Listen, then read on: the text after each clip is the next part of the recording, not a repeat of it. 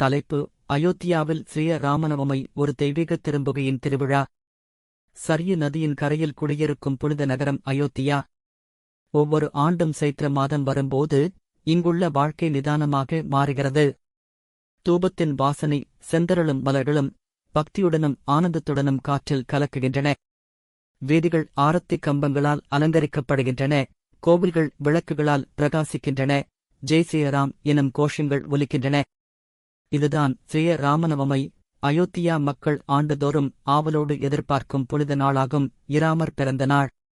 இந்த ஆண்டு இந்த விழாவுக்கு ஒரு சிறப்பான தருணம் இருந்தது. புதியதாக கட்டப்பட்ட ஸ்ரீ ராம ஜன்மபூமி கோவில் தங்க கலசத்துடன் பிரமாண்டமாக எழுந்திருந்தது. நூற்றாண்டுகளுக்குப் பிறகு இராமரின் பிறந்த இடத்தில் அவர் பிறந்த நாளை முழுமையான ஆன்மீகத்துடனும் நாட்டுப்பற்றுடனும் கொண்டாடினர். விழாவின் ஆயத்தங்கள் வாரங்களுக்கு முன்னரே தொடங்கின.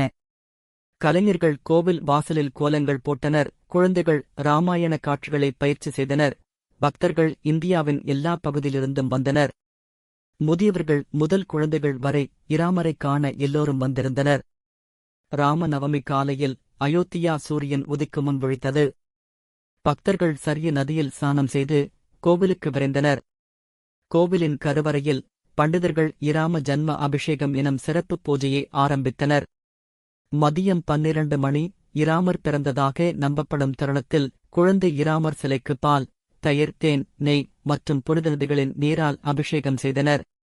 மணி ஒலிகள், சங்கநாதம் மற்றும் கூட்டத்தின் கோஷங்கள் இசையாகப் பெருகின.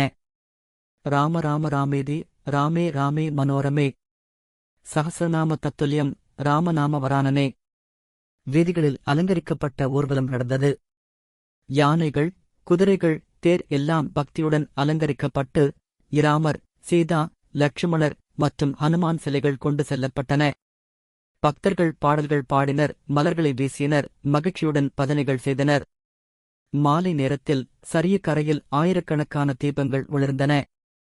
பக்தர்கள் சுமந்த விளக்குகள் நதியில் வழிகொடுத்து விட்டனர், அவர்கள் பிரார்த்தனைகளுடன்.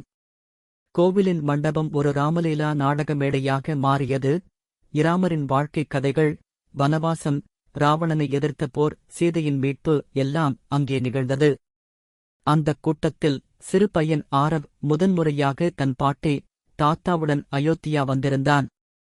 இராமர் 14 வருடங்கள் கழித்து அயோத்தியா திரும்பும் காட்சியை பார்க்கும்போது பாட்டி சொன்னாள், அப்போ இராமர் திரும்பின மாதிரி இப்பவும் திரும்பிட்டாரு. ஒவ்வொரு பக்தருடைய இதயத்திற்குள்ளும் டோட். ஆரவ் புன்னகைத்தான்.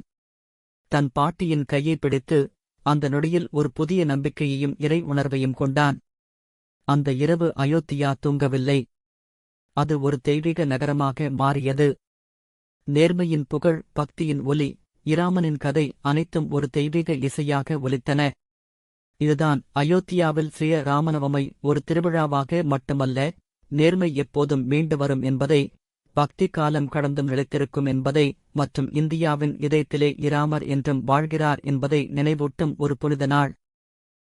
இந்த கதையை நீங்கள் பள்ளி நிகழ்ச்சி, மாலை நேர வாசிப்பு அல்லது மேடைக்காட்சிக்கு பயன்படுத்தலாம். வேண்டுமானால் இதற்கான கவிதை வடிவம், பாடல் அல்லது கதாபாத்திர உரையாடல் வடிவமும் தயார் செய்து தரலாம். சொல்லுங்க.